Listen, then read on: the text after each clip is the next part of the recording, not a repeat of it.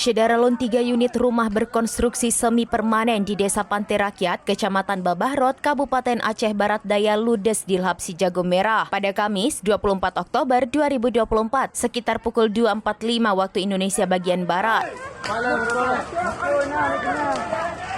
Tidak ada korban jiwa dan luka akibat peristiwa tersebut, namun seluruh harta benda korban ludes terbakar. Korban kebakaran adalah M. Syarif IR 60 tahun, Jariah IR 59 tahun, dan Siti Hamamah 49 tahun.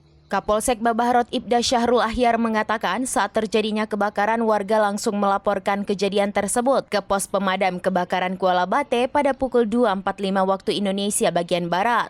Mendapat laporan tersebut, petugas piket damkar BPBK Abdia langsung menuju lokasi kejadian kebakaran dan melakukan pemadaman dengan mengerahkan 2 unit kendaraan pemadam.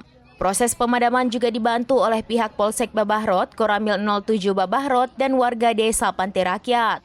Api berhasil dipadamkan sepenuhnya sekira pukul 3.50 waktu Indonesia bagian Barat. Tidak ada korban jiwa dan luka akibat dari peristiwa kebakaran tersebut. Kebakaran tersebut menghanguskan 3 unit rumah warga yang berkonstruksi semi permanen atau berkonstruksi kayu.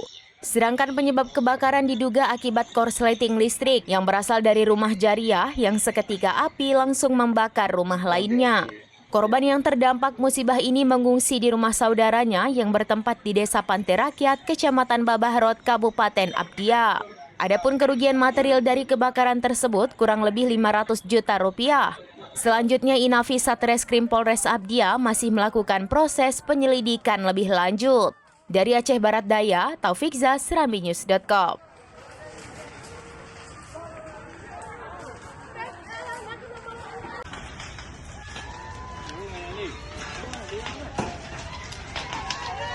Download Tribun X sekarang, menghadirkan lokal menjadi Indonesia.